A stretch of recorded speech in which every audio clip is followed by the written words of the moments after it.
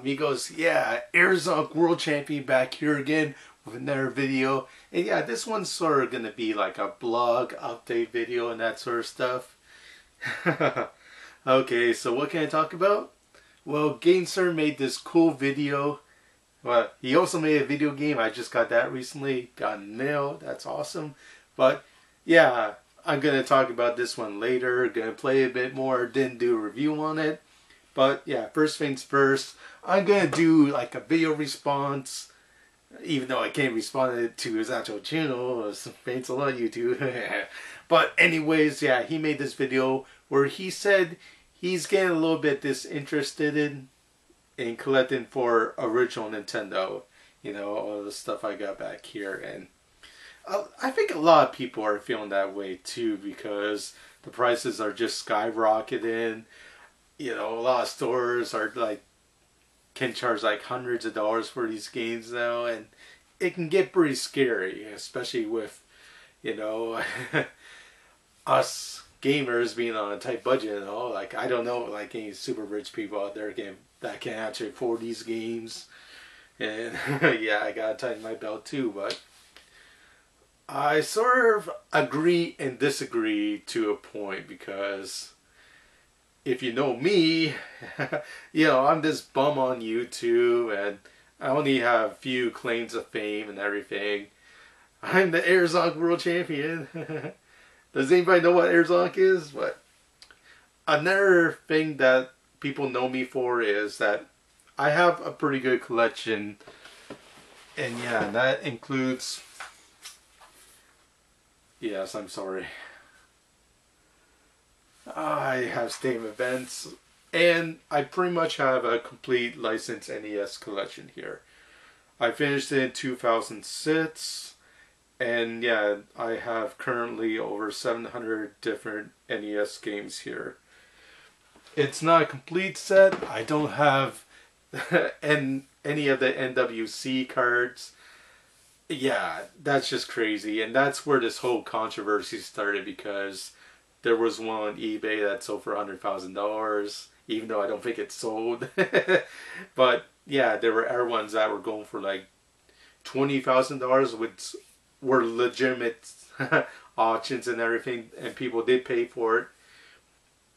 But yeah, I can understand that, because there was less of 100 of those cards ever made in existence, and if you're a collector, that's the holy grail. You gotta get that game.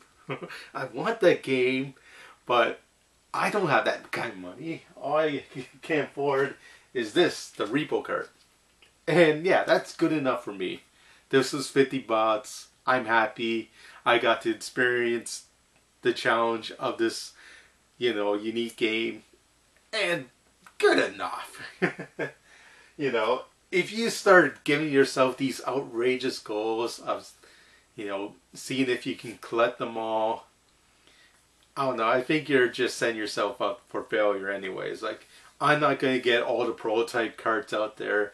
I'm not going to find, like, the different, like, Bioforce 8 prototypes, Earthbound Zero, or anything like that. No, it's just not going to happen. But, you know, I still get that little gleam in my eye whenever I see, like, Nintendo games for sale, and I see those classic black label games, and I just gotta check them out. Even though I have the games here currently, I want to see if the cartridge is in like great shape. Does it have the book, the manual? Because I'm still looking for extra boxes, extra booklets, and that drive to find every variant and to find the games complete in box still drives me to find everything Nintendo.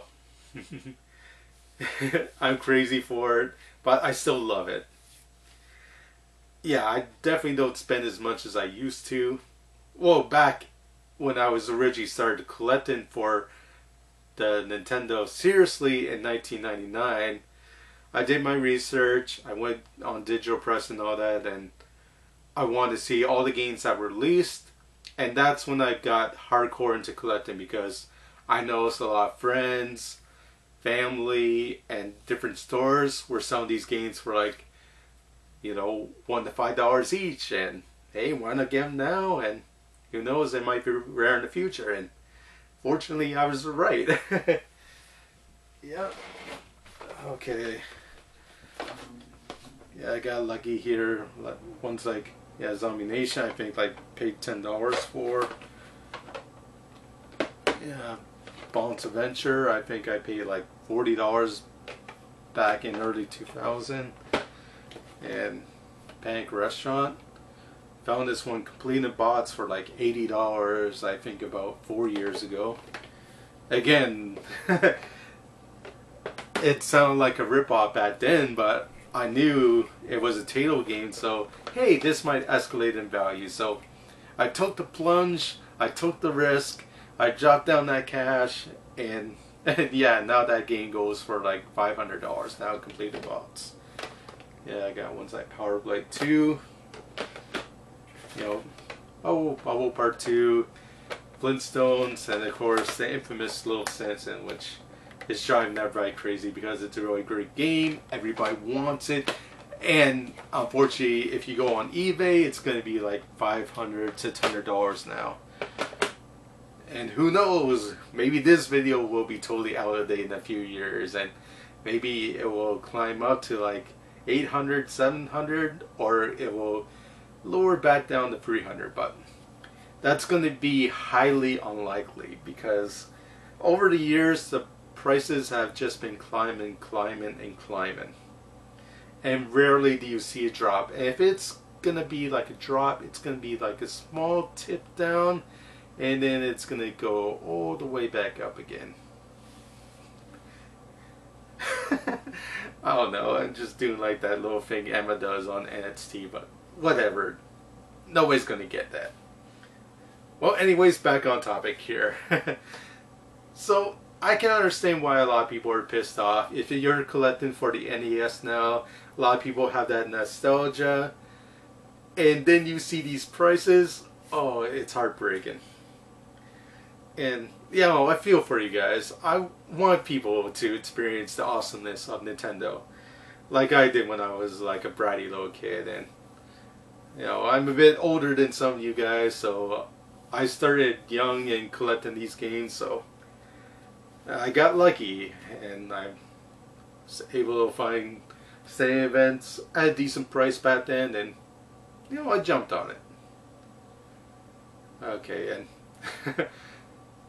and am I upset that some of these prices are getting high? Well, when you already have the games, you hope that they get higher. Oh, because you know, it just makes your collection look that much more awesome. And I know it's sort of a greedy way of looking at things like that, but hey, it's cool. I got stadium events, and you know, people actually recognize me for that, and that's cool. You know, it's not a very good game. You gotta use the power pad and family fun fitness thingy with it. It's not very good, but hey, it's a rare game, and it's cool to have around. It's a good showpiece, and yeah, it's just cool to have around. So, if I'm gonna recommend anything to you, it's you don't have to break the bank just to collect for NES. Like, if you find like Little Samson for like $500 and you don't have the money, you know, don't break your back and get the game. No, just collect different games. I made a video, a top 10 video of the top 10 cheapest NES games that are still great out there. Ones like Fat Xanadu, Legacy of the Wizard, Guardian Legend. You know, these games that go for like under $10 sometimes. Tiger Heli, like, there's still tons of great games out there. People are just dying to get rid of. Please take these games. You know, there's still like millions of hundreds of thousands out there that stores are just dying to get rid of, and I'm pretty sure you can get a lot of great games for the cheap. You don't always have to look out for the Little Samsons, the Flintstones, Surprise at Dinosaur Peak, Zombie Nation, ones like that. And it's only like I say a handful of titles that are going to be over, $100. And if you got like that $100 you've been saving up, hey, why not see if you can actually get one of these games, one of these legends, one of these ones that you want to play. Bite the bullet and get it. If you wait too long, who knows if these games that are now in the hundreds of dollars are going to eventually go into the thousands. Like, if you asked me like years ago, would Steam events be like a $5,000 games, I would think you're crazy. But if you look on eBay, I've seen that one sold for like, I don't know, recently $7,000. Ooh, that's nuts. I don't know. I'm curious to see what you guys think. Maybe you guys got a complete collection and you're already done and you just want to see the prices escalate more, like me. Or maybe you want to see the prices go way down. It's probably not going to happen. Like, the only way prices are going to go way down if somebody finds like an old warehouse. Some of these games are still factory sealed. There's like 100,000 copies available, and boom, they're going to go on eBay. It's going to lower the price a bit, and I think that's the only way, but that's a long shot. Especially since it's 2014 now. People are more educated about the original Nintendo and the value of these games, and that's just going to be a long shot. So, yeah, it sucks now, but hey, it's what we gotta deal with as collectors. Okay, yeah, and just let me know what you think. Do you hate my guts at Steam events, or do you want to know some more about it? And yeah, just drop me a comment or something. I can give you some tips, and and there's still lots of places out there that don't know what they have. So go shop around, buy those games, get those rarities for like $5 or something, and yeah, be happy with the games. Don't just sell them on eBay. Actually get them in your collection, and maybe when your kids are older, they have a reason to go to college now, because that old Nintendo game, that old cartridge, when they're just download games on their PlayStation 8 or something. Yeah, that old cartridge could be worth hundreds of thousands of dollars. It can put them through virtual college. And yeah, they're all happy now. Okay. Yeah, I'll end it now. Okay.